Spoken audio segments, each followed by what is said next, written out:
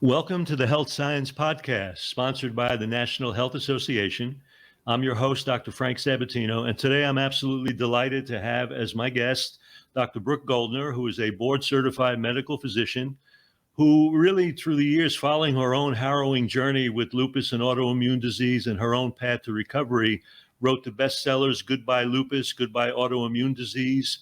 She's been featured on the cover of Vegan Health and Fitness magazine, and she's creator of the goodbyelupus.com site and also the Hyper-Nourishing protocol for reversing autoimmune disease. Welcome, Dr. Goldner. How are you? Welcome to the Health Science Podcast, brought to you by the National Health Association, the oldest organization in the world championing the extraordinary benefits of a whole plant food diet and healthy lifestyle, as well as water-only fasting. We believe that health results from healthful living and focus on evidence-based science that promotes the health of you and your loved ones, as well as the health of all animals and the environment.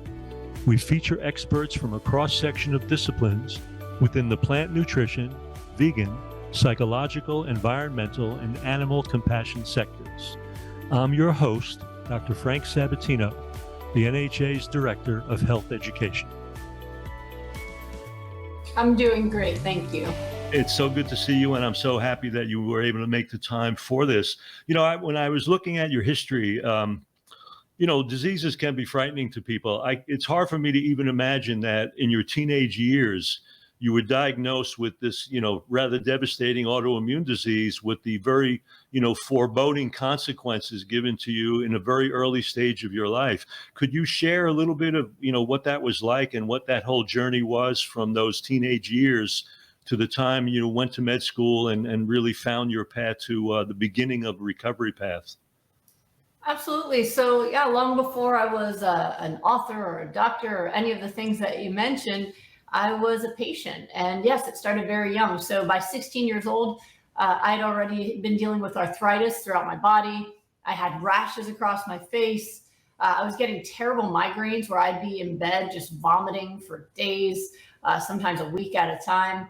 And, I had started going to the doctor at 14 with the headaches. My mom was constantly trying to bring me in, and they could never find anything. I had MRIs for the headaches. They didn't find anything. The joke in my family was they found a brain, but, that's it, right? And, there was just, I had pain, but they didn't see anything. So then they'd say, take ibuprofen. So it just never kind of all was at the right moment, all the things together where the doctors really figured it out. And then one summer when I was 16, we had actually gone on a family vacation, and I started limping on my knee. It was really hurting a lot, and it was actually starting to get swollen with the pain. And then we came back. I had spent the day at the pool with my friend, and when I came back, I had a bright rash on my face, and I was terrible migraine. I was having a terrible migraine. I was throwing up, and when I finished throwing up, the rash was very bright. And that's when my parents, they looked at me and they went, okay, something's really wrong. So we called my doctor, went to the ER, met her there. And that's when she finally put it all together and said, I think this is lupus. They ran the test and confirmed it. But what they also found when they ran the test was that I also had kidney disease that I wasn't aware of. So lupus is an autoimmune disease where your immune system starts malfunctioning and attacking your own body. And there's many different autoimmune diseases. In RA, it's more the joints, and Hashimoto's is your thyroid, and MS, your nervous system. And lupus, it can be anywhere, actually. It can attack the brain and the nervous system. It can attack different organs, heart, lungs, and often it'll be kidney. So for me, it was my kidneys, and they were alarmed with what they saw in my lab tests. So within a couple of days, I had gotten a kidney biopsy and was in the nephrologist's office shortly after that. So I went from having pain and rashes to suddenly sitting in a nephrologist's office being told that I had the most aggressive form of lupus nephritis, and that it was the results of my biopsy were severe. And they believed that with the standard treatments at the time, which this was 30 years ago. So at the time, it was mostly steroids. They didn't have all the medicines that they use currently. Not that people still don't end up in the same boat now, even with the medicines, but the doctor said with the medicines that they had, my best hope would be to have 6 months left before my kidneys failed. And we said, what does that mean?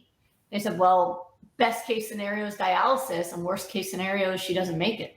And it was just I mean, how do you absorb that? It's weird because I feel like I didn't absorb it at 16. I don't know that I don't think we're programmed for existential crises that young, that it's just kind of like, okay, that was weird, push it away. What do we do? Right. But my family, that's another story. My grandparents were refugees from the Holocaust. When my grandmother was 16, she was in a prison camp. So, she had survived so much and had come here for her family to have freedom and to be able to live their lives, So it was, for her to see her favorite granddaughter going through this, but any person in her family was especially hard. And my grandmother was really tough. You had to be to live the life that she had, and I never saw her cry. Even when my grandfather was sick and he was dying from cancer, she didn't cry. Like, she just handled things, But after we went to the nephrologist that night, she was inconsolable, just on her knees, praying to God, like telling him to take her life and spare mine. Like, it was a lot. My parents just kept me focused. My mom especially was just, you know what, we're just going to do what we need to do. You're going to get through this. You're going to go to school. You're going to take whatever medicines they say, and you're still going to live your life. Like, that's just what's going to happen. And she never let me sink into self-pity or anything like that. It was just, you're going to be fine. You just need to listen to your doctors. They're an immigrant family. My mom was born in Poland after the war. You just listen to doctors. That's not how it is currently. But back then, they just trusted the doctors. Right. Save me. And they did. My nephrologist recommended that I do an experimental treatment at the time using chemotherapy to shut the immune system off. And it worked. But they didn't know how much to give me or how long. So, nowadays they use Cytoxan chemotherapy to try to shut off the immune system, to give the body some time to reset, save the kidney function. It's kind of like rebooting your computer when it gets glitchy, Right. like shut it off, turn on. But they didn't know how much to give or how long. So I took it for 2 years because every time they tried to stop the chemo, my kidneys would go down and my antibodies would go up. And so it was just constant back and forth. And I took super high dose steroids. I took hormones to suppress my puberty, because the chemo could also give me cancer long term. I would probably be sterile. It was just like, it was just, Right. So I took like 7 pills a day and chemotherapy, and I went to high school. So that's what my early life was like back then with lupus. Yeah, but there's such a big gap between that time and then college and med school. So how did you get through all those intervening years with that kind of pathology? What was going on? One day at a time. I mean, most of the time with medication, I could go to school. I still had arthritis. But I take pain medicine for that. And I took medicine to manage my blood pressure, and I took medicines to manage the side effects of the medicines. And I just managed, because. So you stayed on immunosuppressive therapy right through college and into med school? Is that what you did? For the most part, yeah. I mean, Okay, they would taper me down on the steroids so after I got off the chemo, I finished chemo a week before I started college. So I went to school, I studied. Chemo was hours a day, so I could study and get ahead of my classes. So, right. And that helped me for the days where I couldn't get out of bed and I couldn't go to school. So I went to school as much as I could, and I still graduated in the top of my class, and I got a scholarship to Carnegie Mellon. And so academics really saved me because it let me stay in a place outside of my body. Right. You got into the focus and mindset of that. Yeah, that's amazing. Yeah, and I was just posting about that right now on my social media. I'm always trying to keep people, focused and motivated. And I was just writing about it before I came online with you, was that you have to separate your moods from your symptoms. Because if I focused on my symptoms, I never would have made it. But it was like, okay, how do I get through this day? What medicine do I need to take? What do I need to do? And let me go live my life. So college, I dealt with it. I still, I didn't have chemo, so that gave me a lot more time since I was less puking and less time in bed recovering. But I took medicine for my joint pain. I took medicine for my headaches. That was remission, is still using medicines to treat symptoms, but not currently dying. Like, that's remission in autoimmune, is you are stable and not at risk of dying right now. But I was always scary. In medical school, I got sick again. I flared up because I couldn't. They tell you to avoid stress and always get enough sleep when you have autoimmune disease. Medical and school. I saw that you had a series of like Ministrokes and so on during the med situation because of all of that. Yep, absolutely. I started getting double vision. I collapsed one day in one of the clinics. and they said I was sending blood clots into my brain, which is also caused by lupus. It's another condition caused by lupus. Right. So it's kind of like when there's fires, that you'll see that the firemen will be putting out one fire, but then a spark goes and starts another fire. And so it was like my kidneys were stable. I still had, you could see on my labs that there was damage. I had protein in my urine, but they were stable. But then now there's this new fire over there where we're making blood clots. And that is life with autoimmune. It's like you're constantly trying to stay ahead of symptoms and stay alive and stay functional. And that's the best really Western medicine has to offer. And the fact that it kept me alive was a gift, and I was grateful for it. And then it was in med school, I saw that you met your husband, who at that time was not your husband, who played an instrumental role in directing you to a way of eating and living that really turned your life around, basically. I met him 2 months before I graduated. Oh, okay. Yes. So I had gotten my first choice of residency in California. I wanted to go to UCLA Harbor Hospital, where they treat the homeless and uninsured. I wanted to help people that other people had kind of left behind. And so I've always had a heart for helping those that are ignored or not served. Right. And so I was very excited, and I was stabilized. I'd had the blood clot situation, but I took injections every day now for the blood thinners. So it just added to the regimen. I take a shot, I do, and I just felt grateful that once again, I almost died. And then I didn't. So I've always kind of named myself the comeback kid. I've had people tell me that you're so unlucky. And I said, no, I've always thought of myself as lucky because I keep getting devastating diagnoses, and I kept coming back and surviving them. And so I guess it's just a matter of how you see the world. Some people see glass empty. I see glass overflowing. Like I'm always looking for what makes life good. And I was raised that way by my grandparents who managed. Well, it is always about perception more than just the events themselves. But you made a great point, and that is, and I've seen this before with people, kind of trying to recover from devastating diagnoses and diseases, that you had that mindset that you were bigger than the pathology that many people were trying to define you by. And that's such a very important piece to realize that we're not just a diabetic or an autoimmune patient, or we are something bigger than that is, even though that can be a very devastating element of our life. You had that mindset that really carried you past that. And I definitely was, but I didn't necessarily see it that way. I just never let the diagnosis define my life. I was a scientist. I was a friend. I was a singer. Well, that's what I'm saying. You weren't defined by the disease when many people are. You talk to someone before they let you know who they are, they're a diabetic or they're a heart disease. So they become identified with the pathology rather than, like you said, you transcended that and realized that you had to live a life, and you did, regardless of what the diagnosis was. I never once integrated it, and I never believed that I was going to die. I figured nobody knows. I might as well assume the best. But even my husband didn't realize how sick I was when we met, because I was always so enthusiastic and happy. He didn't realize that I had pain, because I was just used to it. I lived with it, But even when I was a med student, I used to correct the residents and the attendings when they would say in room 12 there's a diabetic. I said no. In room 12 there's a 76-year-old woman. She's a grandmother. She's a wife. She has diabetes.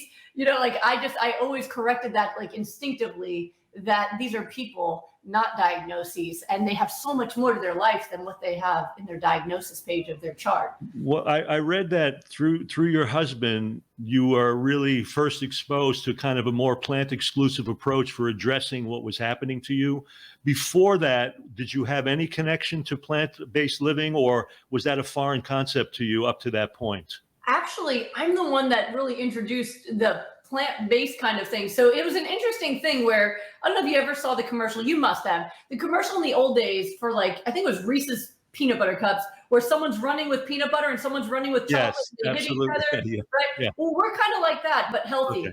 So I've become a vegetarian. My whole family became vegetarian when I was 12.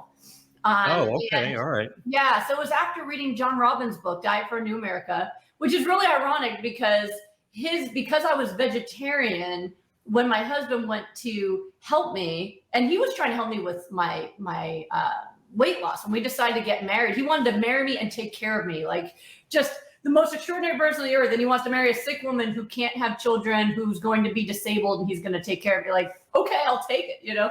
So, and so we were really happy together, and his obsession is metabolism. That's what the science he was trying to break through was, is there an optimal diet for humans for fat loss and muscle building? And that's his book, Miracle Metabolism. And he really broke the code, because it was so frustrating that even his PhD professors didn't seem to know what diets humans are supposed to have, that we've lost that science, right? So that was his obsession. And I asked him to train me for our wedding because I wanted to be fit. We're getting married in Hawaii, and everyone wants to look great for their wedding. And I was eating unhealthy vegetarian. So I was in Pittsburgh at the time, which, you know, is known for pretty unhealthy eating. And even in the hospital, I would order a salad and they put French fries and ranch on it, you know. And hospital food in general is great for being sicker. If you want to gain weight or be sick, eat hospital food. You're pretty much going to get there, unless it's in New York City, because they've changed to plant-based in public hospitals. But that was really my diet was unhealthy vegetarian and very processed, dairy and eggs every day. I often would have eggs for breakfast and dinner. And so when I met my husband, I was the first vegetarian he'd ever met. Mm-hmm. It's not common in Pittsburgh. And when he was the stage of his research he was in at the time, he had realized the benefits to metabolism of things like omega-3s, of raw vegetables intakes, especially cruciferous vegetables, water intake, all these components that we still use to this day. But at the time, he thought you needed to eat some kind of animal product for muscle, for protein. Right. And I was the first client he ever had that said, I'm not going to do that.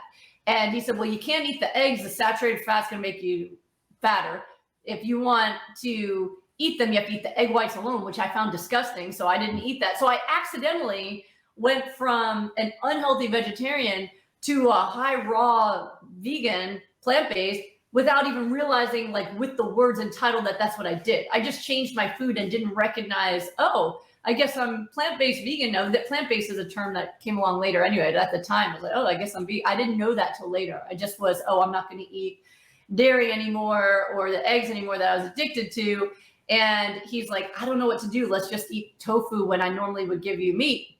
And just like all his other clients, I lost a ton of weight. I went from a size 11 to a size 3 in 3 months. And I was totally ripped, like abs, everything. And then for the first time, when I went to get my labs drawn after I had changed my diet, I was feeling really good. Like it was the first time that I had no arthritis, no migraines, tons of energy. And I was working 30-hour shifts as an intern. So I should have been exhausted and in pain and sick like I was in med school, and I wasn't.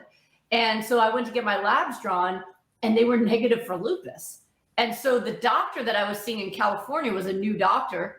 All of my medical work had been in Pennsylvania, and he thought it was a lab error. And I did too, because even the kidneys were normal. Like there was no more protein in my urine. There was no sign I was ever sick. And that's not possible after 12 years of lupus. Yeah, that's pretty amazing. Because I want to come back. When we come back, I want to talk to you about the kidney component of that too, because that's really a remarkable outcome, as you know, and I know. But anyway, we're going to take just a few moments, a short break from this. We're here with Dr. Brooke Goldner. We're going to take a short break and hear from our sponsor, the National Health Association. You're listening to the Health Science Podcast Show. I want to remind you to visit the National Health Association website, where you'll find incredible resources to support your healthy lifestyle, including plant-exclusive eating without added salt, oil, and sugar. Simply go to healthscience.org or nationalhealthassociation.org. Be sure to check out membership, which is only $35 per year for those living within the United States and $55 for those living outside the U.S. You'll be amazed at all the information and benefits you'll receive. As a member, you're kept up to date on the latest evidence-based tools for health promotion. You'll receive the incomparable quarterly magazine, Health Science, a beautiful 40-page advertising-free publication mailed to your home or offices, loaded with articles, recipes, inspirational stories, and interviews with world leaders in the fields of personal health, plant-based nutrition, water-only fasting, animal rights, and environmental support. and you'll receive details about life-changing events, such as the extraordinary annual conference of the National Health Association and diverse opportunities for plant-exclusive NHA cruises and travel vacations to exotic destinations around the globe. I'm your host, Dr. Frank Sabatino, and now back to the show. Welcome back to the Health Science Podcast. I'm here with Dr. Brooke Goldner, the author of Goodbye Lupus and Goodbye Autoimmune Disease. I want to touch on something because you were talking about this recovery process and your exclusive plant approach at that time.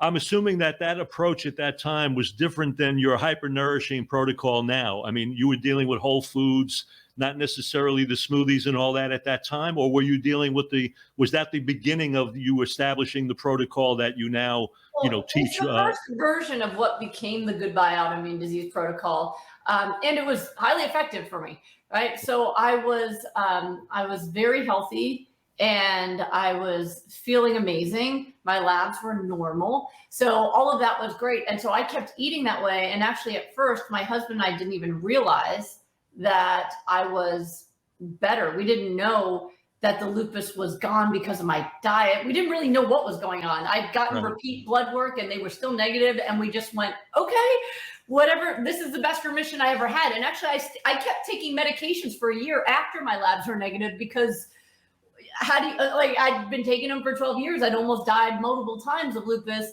What do you do? And it was only after a year that I finally convinced my rheumatologist to stop the blood thinners because you could see I had no clotting antibodies. What do we do? So at that time, finally, we stopped the medicine as an experiment. I said I'd come back if I ever felt sick. He fired me a year later when I just still didn't need any help. And being fired by a rheumatologist after years of lupus is pretty awesome. And that was 18 years ago. So it has been 18 years my anniversary was over the weekend. So it's been 18 years literally now since my first negative lab test. 17 years I've been off medicines. I've had 2 children I was told I could never have. And I've never had a relapse. That's such a blessing and a gift, really amazing. Oh my gosh, yes. So you asked if that was the hyper-nourishment protocol. So that was where it started. It was only after I had my first son and still didn't relapse that my husband and I went, okay, all the doctors said I was definitely going to get sick again if I got pregnant. I'd been healthy for 4 years and I just didn't see how that was possible. I didn't believe it. And I had a healthy pregnancy, healthy baby, and I lost all the pregnancy weight within 9 days. So we went, okay, he was right about metabolism, but maybe metabolism has more to do with the body than we realize. Maybe it's not just about fat loss and muscle building, but maybe it's about your body's ability to fight disease and to heal. Right. So we spent a year just studying the science of nutrition and how it impacts cellular function, cellular repair, immune function. When we thought we had all the components that actually made the difference, then we tested it on volunteers, and we only brought it to the public when we could repeat the results consistently. Because too many people will come out and say, oh, I healed because I ate this way, do what I did, but they don't know if they healed because of everything they did, in spite of some of the things they did. And for us, it's just too close to our hearts. I want to save people's lives. He wants to save people's wives. And for us, it has to be that it's really right. And so after we knew that it was reproducible, I published the protocol in Goodbye Lupus, and we released it to the public. We completely have released it to the public for free. And I do free Q&As every week online. Like, I do everything I can to help the public understand that this works and it helps people. I just saw someone today, right before you, who she had a rash, hives, for over a year. She was taking corticosteroids. Nobody could get rid of this rash. She went to multiple dermatologists, immunologists, allergists, even dentists to see if it was because of her teeth causing hives. She took all kinds of medicines and it never went away. And then she found me and started doing my smoothies and hyper-nourishment, and they went away completely and quickly. It just worked. So it's incredible how quickly, when you do this program, that it just restores function to cells and it repairs damage. And so hyper-nourishment is what we call the overdose in nutrition that we give people to create that recovery. And it's something that helps all cells function better. And it's a part of the protocols that we teach. You know, it's expanded over time. Like, Goodbye Lupus protocol is focused on nutrition. goodbye autoimmune disease is like, okay, if you can't do the nutrition, let's get into all the emotional things that are causing you Yeah. inflammation. Before we get into that, I want to touch on something because I want to get into a little bit more of the incidentals of the protocol so people really Sure. understand what we're talking about. But before we do that, I want to get into just a short discussion for the audience, especially because a lot of times when people think about inflammation, for example, they just have a total negative connotation of inflammation, not addressing the idea that we need inflammatory changes to be able to heal tissue and fight a bacterial and viral infection. So the immune system has this balance of increasing and being able to decrease, a brake and pedal to the inflammatory process. And I think sometimes that gets lost in the awareness that people have, thinking of inflammation just as a bad issue. And when you're eating these processed foods and animal products, you're turning on those pro-inflammatory pathways versus the plant pathways that are kind of turning that off. So speak to that in relationship to what you were trying to do with the protocol in balancing that dance of the immune system and how that gets haywire in the autoimmune process. I think a little bit of that will help the audience understand a little bit more about why your approach is so powerful and helpful. Yeah, and this is one of the biggest parts of what I teach people, especially doctors, but as well as anyone who wants to learn it, is helping people understand how immune function works. And it's one of the biggest things I've contributed to really the education, the community, and the medical community, because it's been left out. And a lot of times plant-based eating, people think, okay, I just don't eat animals and I'll just be healthy. And it doesn't necessarily work that way. My protocol is a specific protocol, and it's specific to optimizing cellular repair and immune function. So with the immune system, it's more complicated than this. But to speak in a very simple way, we have both an inflammatory and anti-inflammatory immune system. The inflammatory immune system is necessary to create anti-inflammatory immune cells that will then fight against infections. If you get an injury, you're going to flow inflammation into the injury. Like if you bang your knee, you'll see it swell up as immune cells flow in to try to repair the damage. And that's really important. But your body should be able to bring inflammation down and keep it back down to a lower baseline. In order to have that, you need to have an anti-inflammatory immune response as well. Now, both the anti-inflammatory and inflammatory immune system are created by components of what we eat. And they are mainly created by fatty acids. Omega-3 and omega-6 fatty acids are the main ingredients that create these immune cells. So you have the inflammatory immune system, which is fueled by arachidonic acid, omega-6 fatty acids. So omega-6 fatty acids are available in many foods. Even in leafy greens, there's some omega-3, some omega-6 in small amounts. But when you overdose in omega-6 fatty acids, because you are overdosing in the types of foods, that people tend to be addicted to now, that really are just hyperdosed in it, you can get too much activity in that system. So processed oils and animal fats, meats, all of them have much higher levels of omega-6 fatty acids. And so when you are eating high doses of that, breakfast, lunch, dinner, all day long, you're eating, a burger with fries that are fried in vegetable oil, right? That you're just flooding that omega-6 pathway and you're creating so much more. It's one of those things where the more you feed it, the more inflammatory immune cells you make. It's not really regulated efficiently. And the anti-inflammatory immune system is made of omega-3 fatty acids, which is available again in a lot of things in smaller amounts, like in greens, like even in nuts and seeds. They have more 6 than 3, but there's some, decent balance to it compared to when you're just eating like animal products or oils. So if people don't have a balance of omega-6 to omega-3, and not necessarily 1-to-1, but even anywhere from 9-to-1 to 1-to-1, omega-6 to omega-3, if you have that level, you will be able to create inflammation when you need it, and you'll be able to bring inflammation down and be healthy. But I have seen people who have gotten these tests done, and I don't even recommend them because they're not very helpful in recovery. But I've seen testing done where people at 100-to-1, 6-to-3. So if you're eating the standard Western diet, you likely are eating almost no sources of omega-3, and you're flooding yourself with omega-6. Now, the other problem is that even if you do have some omega-3 sources, like if you eat some flax seeds or chia seeds or something like that, that the body can't effectively break it down if you've got a lot of excess oils and animal products, because the enzyme that breaks down the omega-3 pathway also is used by the omega-6 pathway, and it's preferred by the omega-6 pathway. So sometimes people will say, I've heard flax and chia seeds don't work. They don't work well when you're eating high doses of those things. So what I do with hyper-nourishment is, again, hyper-nourishment is an intentional overdose in the nutrition you need to fix these pathways and to get a rapid recovery in your health. And so what we do is we flood people in foods that are high in omega-3, like flax and chia seeds, for example, like a half cup a day for people who are really sick. If you're not sick, like a handful a day is okay. And then we shut off the faucet on the omega-6. Say, okay, you're good on the omega-6. Let's stop trying to mop up a floor with the faucet running. Let's just shut the faucet off. And so what happens is you'll really effectively break down those omega-3s, and inflammation comes down quickly. For so many people I see who have been plant-based for years who still got sick, this has been the issue. Actually, the lady I was just talking about with the hives, she's been plant-based with like eating lots of potatoes and beans and things like that for years. And then suddenly when these hives came, they said, oh, it can't be your food. You're already plant-based. And they were using all these medications. And within a couple weeks of adding hyper-nourishment with the smoothies, all the hives went away, gone.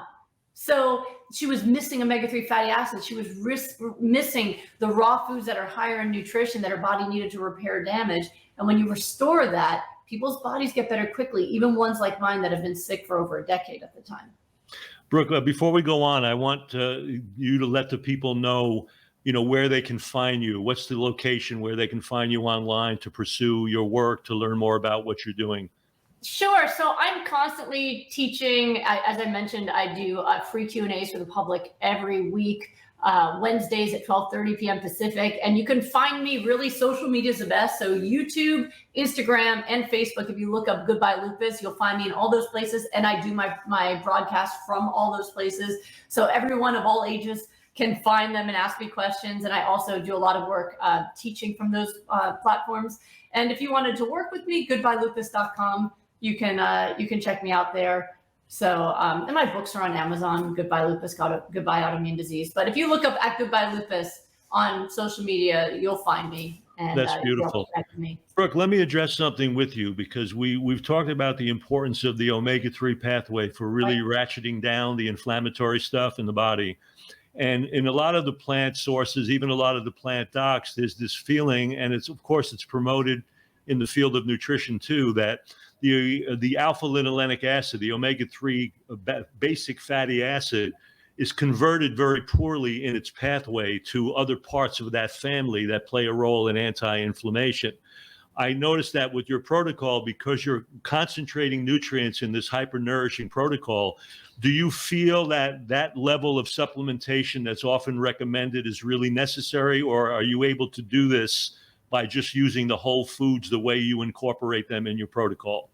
I'm not holding anything back from people. I have not needed to use the supplements. And in fact, supplements often don't work. You have to realize that omega-3 fatty acids are easily oxidized by both air and heat. And so if you take a omega-3 fatty acid and you stick it into a capsule and then you stick it into your cabinet, how long before it is oxidized completely? So you can take those if you want, but I also have a friend who tested a pretty well-known supplement for omega-3 fatty acids and found that they didn't work. And they were a popular company, it's a plant-based source, and it just didn't work. And I'm able to see that change. So it's important for people to hear that, because so much is made of the fact that whole foods cannot provide those necessary components of that pathway. And I know that's not true. You know that's not true. How could that be practical, right? I mean, what other animals like, oh, I need to go to the pharmacy to supplement? Like, no, we can get everything we need. But here's something important to understand, because I think, and I haven't really talked about it as much, but I'm overdosing people in nutrition to make up for a lifetime of malnutrition that's caused physical damage that they can experience in enough cells that out of 100 trillion, you have symptoms, right? So it's an extreme protocol and it works really quickly. But if we were eating our natural diet, we wouldn't need to do all this. If we were getting, like I said, even in leaves, even in kale, there's a little bit of omega-3, a little bit of omega-6, right? That it's like we would be balanced and we wouldn't need to do this. I am undoing a lifetime of damage in people, and we're able to do it with simple foods that you can get from the supermarket. And that's what's extraordinary about it, is it consistently works and it's not complicated, and you don't have to buy fancy supplements. You just eat the food. The only supplements I use are the ones that everybody needs, like B12 and D. But in general, the food is what does the work. the hyper-nourishment you feel is necessary to concentrate in your recipe of smoothies, and then what happens over time? Do you take people more away from that, or do you continue that? I'm honing in on a word you said, because you said, you keep asking me about how I feel about things, and nothing I teach comes from my feelings. Everything I teach comes from results. I am very aggressively results based, nothing that's theory based. I feel like a lot of times theories take people the wrong direction. All the time I see it, where someone's like, oh, I read this study, and so now I think this thing, and the results prove that that's not really the case, right? So everything I teach is results based, and what I've found works the best, and I've worked with thousands of people now, Okay. just even privately, over 5,000, helping them recover their health. So I have a lot of data, and most people I work with every day in my rapid recovery programs, every day. So the data I have is beyond. So what I found to be the most effective is that when people are sick, then hypernourishment is the goal initially. We are trying to flood your body with the vitamins, minerals, antioxidants, phytonutrients, omega-3 fatty acids, and the water intake you need to put the body into a state of recovery. So the smoothies are just an easy way to do that. When I was sick, I didn't know about the smoothies. So I was eating pounds of broccoli and cauliflower and guacamole and like drinking the oil for the omega-3s. I didn't know what to do. It just worked, right? But it was hard to get people to do that. But when we figured out that you could put like kale and other greens, and even spinach is pretty high nutrient, put that into a blender, add flax or chia seeds to that, add water to that. Now we've got the components of hypernourishment in the blender, add fruit for flavor, put a straw in it. And we found people were not only willing to do hypernourishment, they enjoyed it. So it's a lot easier, and you don't have to think. If you put it all into the blender and you drink that by the end of the day, every meal you have a cup of your smoothie or something, you can get the nutrients in, and it's not something that you have to think about. You don't have to chew for an hour straight, right? It's this really simple mechanism for delivery. But if you don't like smoothies, you don't have to do that. You can eat the foods too, but it just makes it simple. So I do that aggressively when they're sick. And then when you are well, then I back off and say, okay, cooked foods can be added back, but whole foods, unprocessed plant foods, and then you keep the smoothies. Because if it took that to get you well, keep yourself well. Like I've been healthy for 18 years and I'm still doing my smoothies and my water every day. And what I found is I'm almost 47, but at 46 years old, I'm healthier and fitter than I was at 23, but I'm also healthier and fitter than everyone else my age, which is weird because I was chronically dying for 20, from 12 to 28. And yet I have zero health problems now. And I have youth. It's kind of weird, but I've got, my 40s, I had to get all my tests done, my colonoscopy and my mammography and all that. Right. And the feedback I've gotten from my doctors is that internally I look younger than my age. Like my GI doctor, after my colonoscopy, said, your diet is working. Your colon looks like you're a teenager. Right. Which in your 40s, anything looking like a teenager is good. But it's just what I found is that the same protocol that helps people rapidly reverse disease also then reverses and slows down the aging process and keeps people's immune systems really, really responsive to things like infections, so that if they do get sick, it's gone within 24 hours or so, rather than it being prolonged. So, if you found the fountain of youth and health, keep it in your diet, and then add your beans and quinoa and other things as flavorings, instead of having like a big bowl of beans and nothing raw and nothing nutrient. Yeah, you're not getting the whole raw natural foods. I get that. So in your eating plan, while you're incorporating smoothies and all that, you're obviously incorporating salads and other kinds of food in your diet. It's not just that. Yes. Yeah. Okay. I mean, some people prefer it. There's a lot of people I've met who have never eaten a salad in their life, and they just don't want to do it. But if you make their smoothie taste like pineapple, banana, they'll suck it down. So some people focus on smoothies, but most people have smoothies and salads. And that's why right now I'm in the process of publishing a raw recipe book for recovery, because a lot of people have said, you know what, we want to find other ways to do this besides smoothies. And I'm not a chef, I'm a doctor. So it's taken me time, but I actually made it only with recipes that have worked in real people for recovery, so that people could have that option. So, there's lots of ways to make it fun and delicious, but smoothies just make it simple. And it's important to know that you've published those recipes to give people that diversity of those kinds of opportunities, which is great. Yeah. Let me ask you a question. From the data you've gathered, we touched on this very briefly early. In a lot of autoimmune disease, you mentioned lupus, but it even shows up in rheumatoid and other things over time. You get that kidney component, that involvement of kidney damage and kidney dysfunction. Let me ask you a question practically from a medical standpoint. In terms of the people you've seen, what's the lowest level of filtration rate you've ever really seen really effectively recover with your protocol? I'm just curious myself. Because Right normally now, once we get below 50 and 60, all the red flags really go up. In fact, we do fasting for the NHA. We won't even fast anybody with a GFR lower than 50 to 60. So the bottom line, I'm just curious what you've seen in your experience. So, yeah, ever since I published getting someone off the transplant list with reversing kidney failure, I work with people with severe kidney failure every day. So right now, I have someone in my 6-week rapid recovery group who came to me with a GFR of 3. And within 6 weeks, her GFR is 17. She started urinating again at 3 weeks in when she hasn't urinated in over a year. We've gotten people off of dialysis many times. So 3 Well, is that person with 3 must have been on dialysis at that point. Yes, she's on dialysis. Okay. But she was on dialysis and not able to urinate, not, barely having any energy to function. And now she feels well. Her kidney functions now. Her GFR is at 17.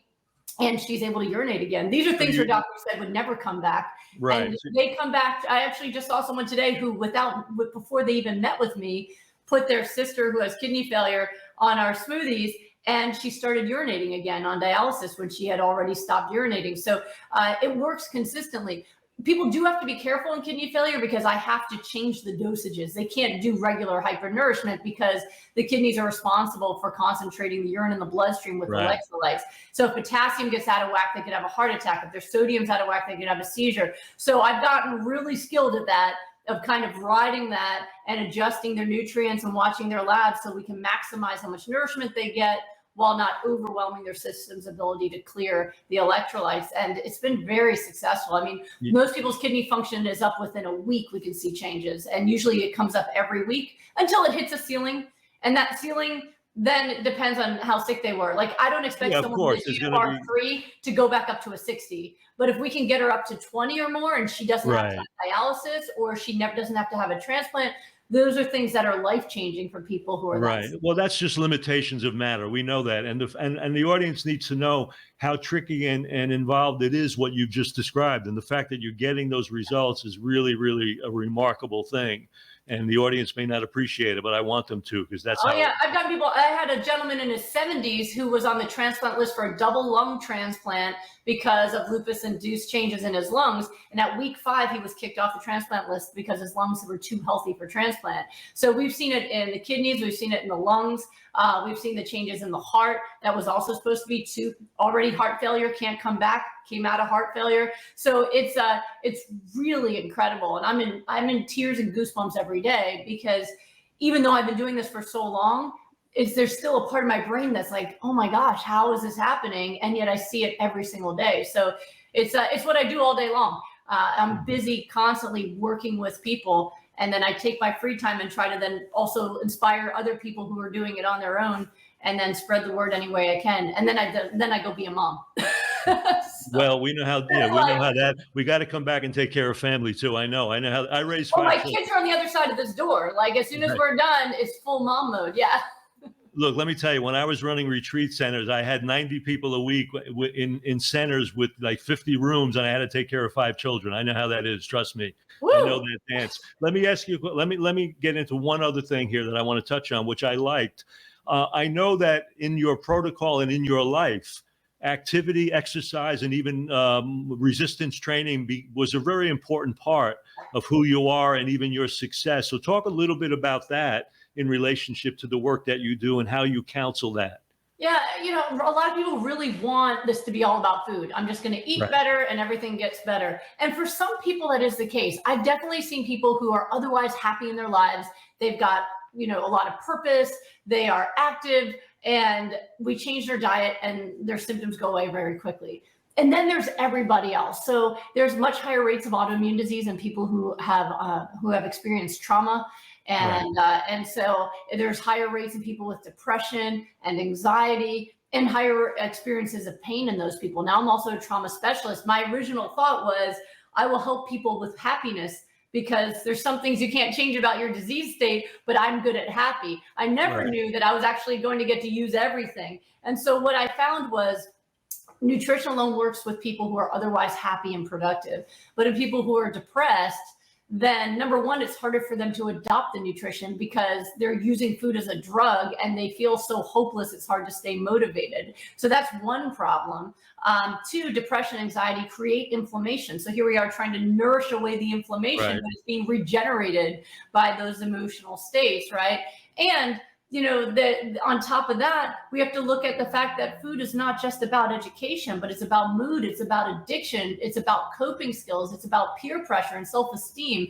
And so I address all of those things in people that if you're not able to stick to your diet, it's not because you're weak, but it's because we haven't yet fixed all of the issues that we need to fix to help you be able to focus on the food. The food is simple once everything else is aligned, right? So I spend a lot of time, that's what my rapid recovery programs really are, is keeping people on the plan by helping them with their moods, with self-sabotage, with creating joy and gratitude in their life today, even while they're sick. And joy and gratitude accelerates healing. So those are a part of it. And then physical fitness, absolutely. I mean, a lot of people who are sick, especially with autoimmune disease, have to take corticosteroids, which then dissolves your bones and it creates osteopenia, as well as other people who have it just because of their diet, but also lack of activity. Bone density is directly connected to muscle density. So people are just going for gentle walks and their bones are staying weak. And so I really teach people the importance of strength training, that if you want to increase your bone density, you got to get stronger. But also as we get older, if you fall down, you need to be able to get back up. And that might require a push-up. That might require a squat, right? That we need to be able to do those things. And so I really encourage people to work on their strength. And one other part of it too, that was really important to me, growing up being always that sick, weak person, was strength training changed my relationship with my body, where I don't have to always feel weak, but I can feel strong. And feeling strong and powerful is really, really an amazing experience for someone who has spent so much time feeling like their body was betraying them, that their body was weak. And so it's really a great experience for people who've been sick to start learning how to feel strong. And that also accelerates recovery and releases beautiful endorphins that then improve our moods. So all of it's connected: our moods, our foods, our motivation, our fitness level, all of those things combine to create our level of health and happiness. Are you able to do this? Your program is basically an online approach, or do you do personal work too with people? I do all the things. So I have wellness appointments. I spend 75 minutes with people and get to know them. So there's some people who prefer to work with me that way, where I create a plan, I email it to them, and they work the plan. And then I always give my cell phone number to anyone who works with me. So they can just keep me in the loop over text. I'm happy. If they need to see me, I find a way to get them in. That's one way I work with people. And then rapid recovery, those are programs where I work with people daily. So I have a private program where people can have unlimited calls and texts and Zooms. And then there's a 6-week rapid recovery group where we do it all within a Facebook group where we work with people every day together in there. And then we have Zoom meetings for the group. So all of those are different ways depending on how much oversight and intensity people need and what modality works better. Like I had a 100-year-old signed up for my group and he didn't even have a iPhone. So I'm like, let me just call you. So, I can work with people in that way, however works best for them. Well, 100-year-old, that's a pretty optimistic person right there, wanting to go to 100. I said, why do you want to be in my rapid recovery group? And he said, I was just diagnosed with autoimmune disease and I don't want to die of autoimmune disease. So I put him on my goodbye lupus protocol and we talked on the phone. And this man not only reversed his disease, he was running every day. I don't think he was running quickly, but he's running, he's doing squats, he's doing push-ups. Like if he can do it, anybody can do it. It was remarkable, really. That's really fantastic. So Brooke, as we wind this down, is there anything you'd like to really share before we go with the audience out here? Any final words you'd like to share? Yeah, I think, a lot of times things just feel overcomplicated and overwhelming. And so the biggest message that I could give people is that just to start where you can. And one of the most important things you can start with is what you're missing. So most people who are sick, it's because they're missing the nutrients they need for cellular repair, right? We can handle a little bit of inflammatory food when we're healthy if we have the ability to fight back and repair it, but most people don't. So I always recommend people start with adding what they're missing, and that way you don't have to have the mental battle over how much you're going to miss cake or whatever it is that you're addicted to, though we could maybe crowd it out. So the green smoothies are a great way to do that. I have free recipes online.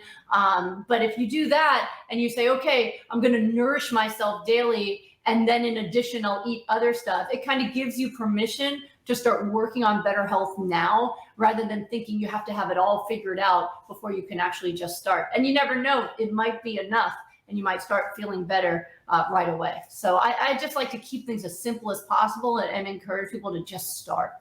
Thank you so much. And on that note, I want to thank my special guest, Dr. Brooke Goldner, for sharing her experience, her words of wisdom, her experience with us today. I urge you to follow Brooke. You can go and tap into goodbyelupus.com, which is in the show notes. You see it in the banner underneath. So I urge you to follow her. And especially if you need that kind of work and care, you just know that there's hope out there, and you have this ability to recover and to get well, and you just need the right guidance and path to do it, and this can help you do that. I also want to really thank the people that joined us today. Without you, we couldn't do what we do. I want to really thank you for being part of this very active, healthy community. And on behalf of the National Health Association, I'm your host, Dr. Frank Sabatino. I want to thank you for being with us today, and I look forward to being with you on the next episode of the Health Science Podcast. Thank you so much. Thank you, Dr. Goldner. You're welcome. Thank you. You've been listening to the Health Science Podcast, brought to you by the National Health Association. Thank you for joining us today and for your commitment to evidence-based health science that backs a whole food, plant-exclusive lifestyle and contributes to the well-being of all people, animals, and our environment. I'm your host, Dr. Frank Sabatino. Be sure to leave a rating and a review, and we'll see you on the next show.